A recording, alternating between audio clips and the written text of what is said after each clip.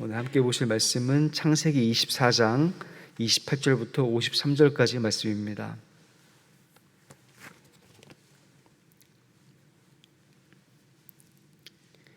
창세기 24장 28절부터 53절까지 말씀입니다. 제가 봉독하겠습니다. 그 여자가 그에게 이르되 나는 밀가가 나홀에게서 낳은 아들 부두엘의 딸이니이다. 또 이르되 우리에게 집과 사료가 족하며 유숙할 곳도 있나이다. 이에 그 사람이 머리를 숙여 여호와께 경배하고 이르되 나의 주인 아브라함의 하나님 여호와를 찬송하나이다. 나의 주인에게 주의 사랑과 성실을 그치지 아니하셨사오며 여호와께서 길에서 나를 인도하사 내 주인의 동생 집에 이르게 하셨나이다 하니라. 소녀가 달려가서 이 일을 어머니 집에 알렸더니 리브가에게 오라버니가 있어 그의 이름은 라반이라. 그가 우물로 달려가 그 사람에게 이르러 그의 누이의 코걸이와 그 손의 손목걸이를 보고 또 그의 누이 리브가가 그 사람이 자기에게 이같이 말하더라 함을 듣고 그 사람에게로 나아감이라. 그때에 그가 우물가 낙타 곁에 서 있더라. 라반이 이르되 여호와께 복을 받은 자여 들어오소서. 어찌 밖에 서 있나이까? 내가 방과 낙타의 처수를 준비하였나이다. 그 사람이 그 집으로 들어가매 라반이 낙타의 짐을 부리고 집과 사료를 낙타에게 주고 그 사람의 발과 그의 동행자들의 발 씻을 물을 주고 그 앞에 음식을 베푸니 그 사람이 이르되 내가 내 일을 진술하기 전에는 먹지 아니하겠나이다. 라반이 이르되 말하소서. 그가 이르되 나는 아브라함의 종이니이다. 여호와께서 나의 주인에게 크게 복을 주시어 창성하게 하시되 소와 양과 은금과 종들과 낙타와 나귀를 그에게 주셨고 나의 주인의 아내 사라가 노년에 나의 주인에게 아들을 낳음에 주인이 그의 모든 소유를 그 아들에게 주었나이다.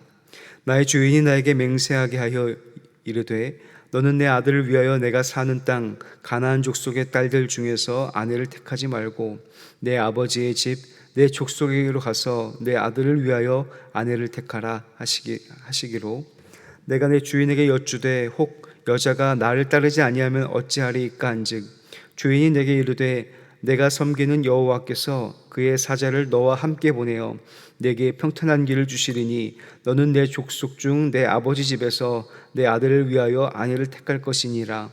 내가 내 족속에게 이를 때에는 내가 내 맹세와 상관이 없으리라.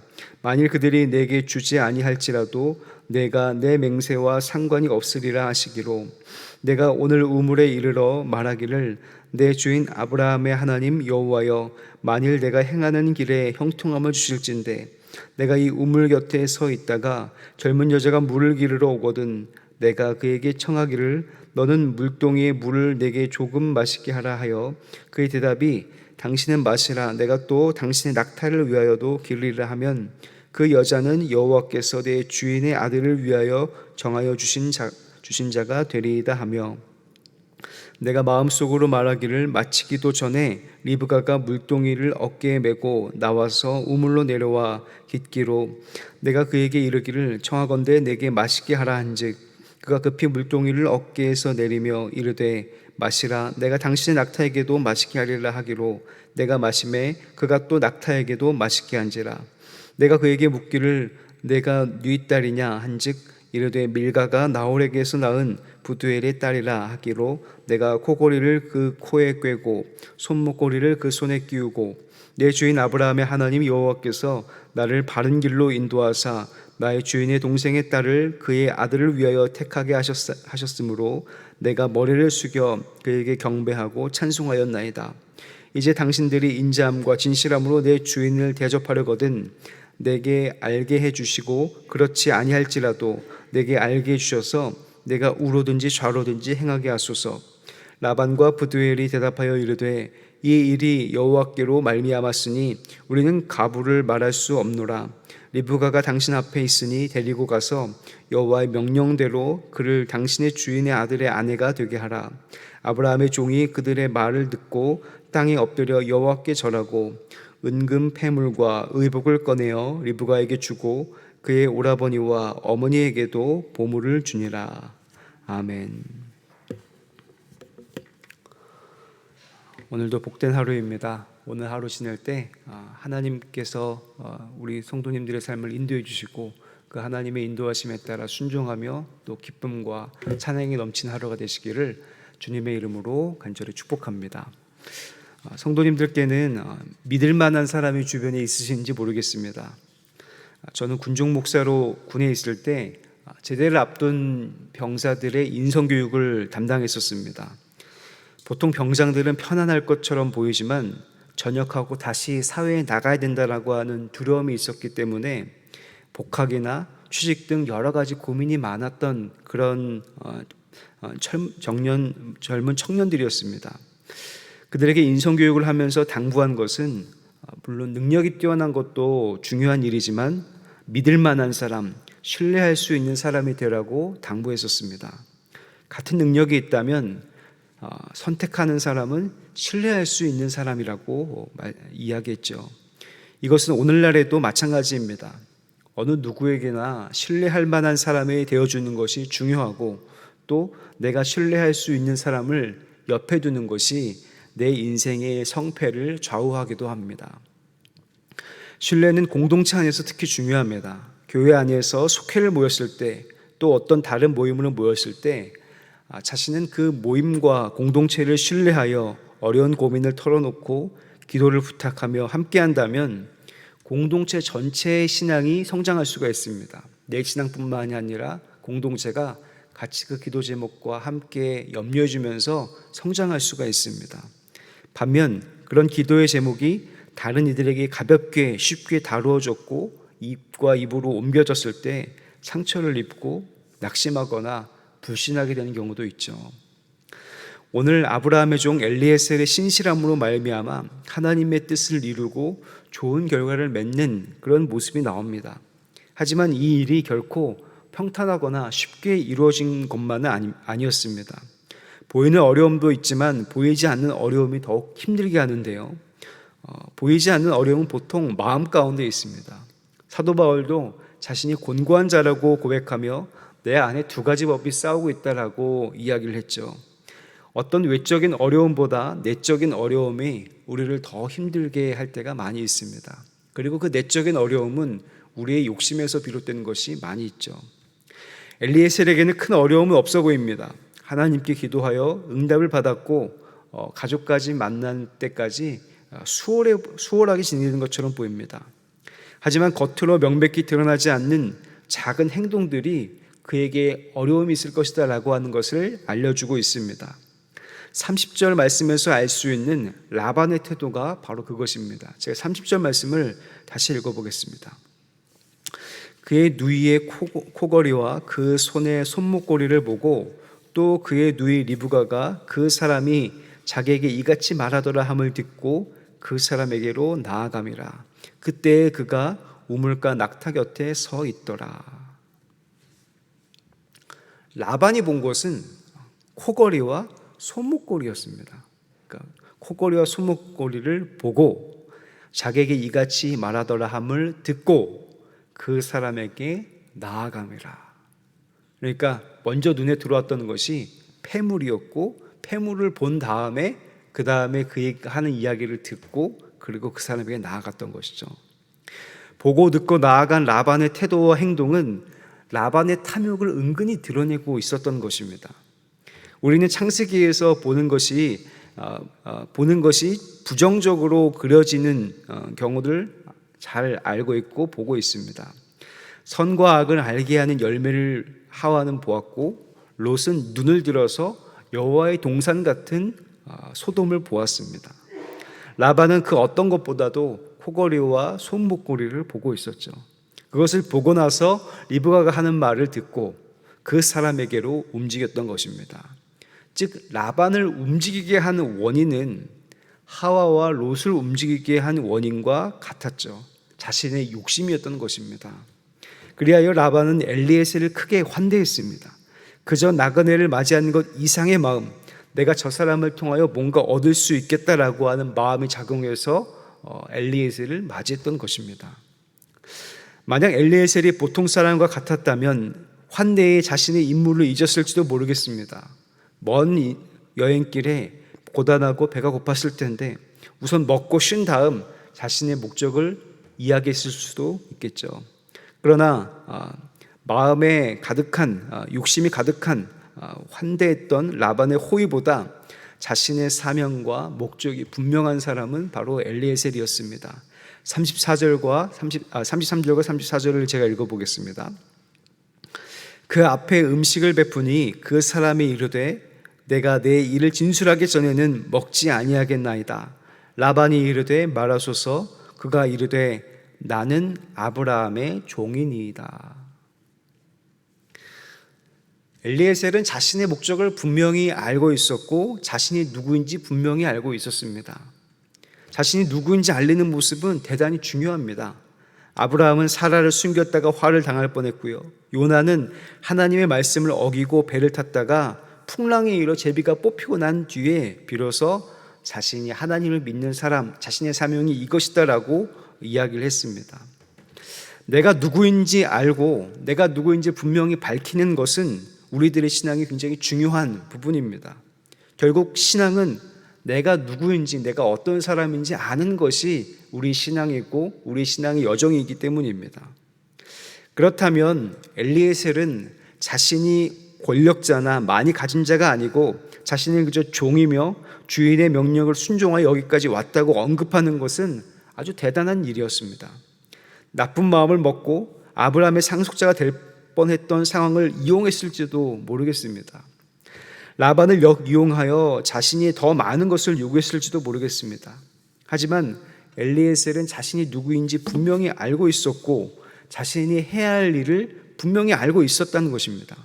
하나님께서 나의 기도에 이런 과정을 통해서 응답하셨는데 어떻게 할지 요청했고 일이 없으면 자신은 자기 갈 길을 가겠다라고 하면서 전혀 융통성 없이 그 일만 감당하겠다라고 하는 모습도 보여지죠. 49절 말씀을 제가 읽어보겠습니다. 이제 당신들이 인자함과 진실함으로 내 주인을 대접하려거든 내게 알게 해주시고 그렇지 아니할지라도 내게 알게 해주셔서 내가 우로든지 좌로든지 행하게 하소서. 그러니까 엘리에셀은 며칠 머물면서 좋은 대접을 받는 것이 중요하지 않고 자신의 사명을 감당하는 일이 중요했다라고 하는 겁니다. 그래서 어떤 탐욕과 욕심을 가진 이들의 태도를 이길 수 있었습니다. 그리고 일이 성사되자 엘리에셀은 바로 그 자리에서 하나님을 찬양하고 있었고 하나님을 높이고 있었습니다.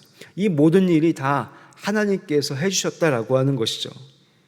내일 읽겠지만 라반은 좀 더 붙잡았으나 엘리에셀은 돌아갈 길을 재촉합니다. 자신이 대접받는 것이 중요한 것이 아니라 자신의 사명을 감당했던 것이 중요했던 것입니다. 그래서 융숭한 대접을 하는 라반에게 고마워한 것이 아니라 하나님을 찬양하고 있었고 하나님께 영광 올려드리고 있었던 것입니다. 세상의 말 중에서 인사가 만사라고 하는 말이 있죠. 어떤 사람이냐에 따라서 그 일이 바뀌고 조직이 바뀌며 공동체가 바뀝니다. 우리가 사는 시대는 자신의 일에 사명감을 가지고 그 일을 신실히 감당하는 사람을 찾기가 어려운 시대입니다. 딱 자기가 하는 것까지만 하는 사람들이 많이 있죠. 우리도 그런 사람을 정말로 신실한 사람, 엘리에셀과 같은 그런 사람을 보기 원하고 하나님도 그런 사람들을 찾으십니다. 무엇보다도 참되게 예배하는 자들을 찾으시죠. 요한복음 4장 23절입니다. 아버지께 참되게 예배하는 자들은 영과 진리로 예배할 때가 오나니 곧 이때라. 아버지께서는 자기에게 이렇게 예배하는 자들을 찾으시느니라. 아브라함은 엘리에셀을 찾았고 엘리에셀에게 그 사명을, 그 일들을 맡겼습니다.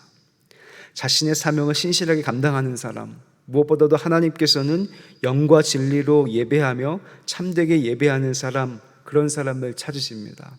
그리고 그런 사람을 통하여서 하나님의 일들을 이루어 가십니다. 그런데 그런 사람들이 점점 없어지는 것 같습니다. 그런 사람들이 점점 그리워지는 시대에 살고 있습니다. 우리 수표교회에서 그런 사람들을 찾을 수 있고 또 그런 사람들이 보이면 그런 사람들을 존귀하게 여겨서 그 사람들을 통하여서 하나님의 일이 이루어지기를 간절히 바랍니다. 그래서 우리 수피교 교회는 그런 사람을 통하여서, 그런 분들을 통하여서 하나님의 일들이 이루어지고 하나님께서 영광 받으시고 찬양 받으시기를 원합니다.